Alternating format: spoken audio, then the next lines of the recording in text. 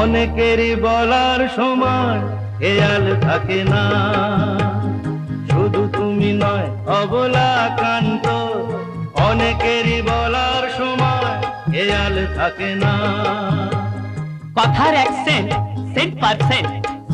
Saint জীবনেও correct হয় না। শুধরে না উচ্চারণ এই বয়সে ইম্পসিবল। তাই বলে বলবে ভুল, শিখতে তোমায় হবে, হবে ছাড়বো না।